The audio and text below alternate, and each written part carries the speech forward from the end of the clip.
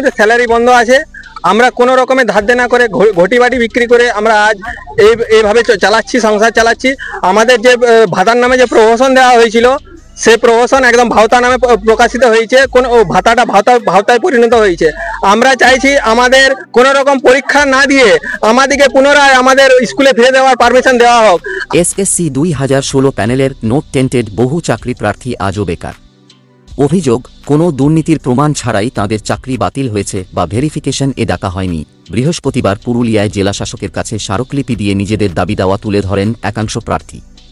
তাদের দাবি, অবিলম্বে ওএমআর মিরর ইমেজ প্রকাশ, নতুন মেধা তালিকা প্রকাশ ও বেআইনি গেজেট বাতিল করতে হবে।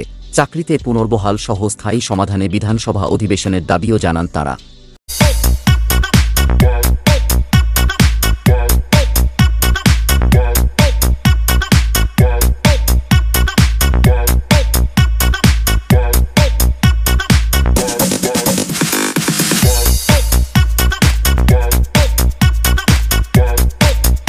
আমরা দীর্ঘদিন ধরে এই আন্দোলন করছি যে 22 লক্ষ ওএমআর প্রকাশ করা হোক। আমরা 2016 সালে একবার অভিজ্ঞতার আমরা সমস্ত রকম নিয়ম মেনে পরীক্ষা করে সফল হয়েছি। আমরা বৈধ চাকরি প্রার্থী সবাই এখানে, তাহলে আমরা আরেকবার পরীক্ষা কেন বসবো?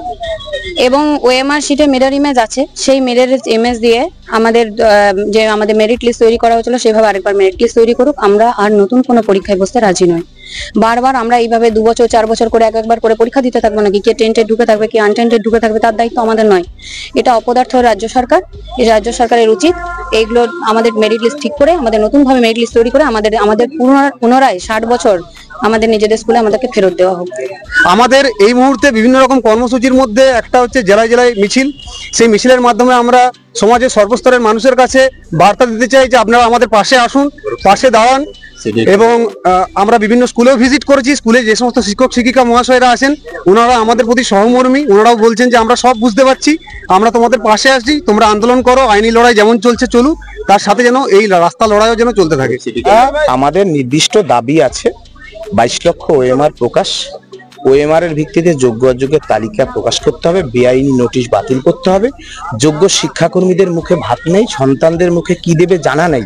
যারা যেদিন যোগ্যরা চাকরিতে জয়েন করেছিল সেই দিন থেকে চাকরির ধারাবাহিকতা বজায় রাখার দাবিতে আমরা আইন মেনে মাননীয় ডিআই এবং মাননীয় ডিএম ডেপুটেশন করব সরকারি স্তরে।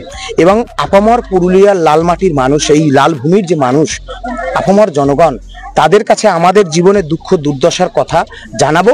এবং চাকরি চোর কে, সেই সমস্ত অংশের চাকরি চোরদের বিরুদ্ধে আমরা মুখে গরম লোহা নিয়ে জেলায় জেলায় প্রতিবাদে বেরোচ্ছি। আগামী 14 জুলাই যেদিন বাস্তির দুর্গ গুড়িয়ে গিয়েছিল সেই দিন 14 তলায় আমরা শান্তিপূর্ণভাবে যাব।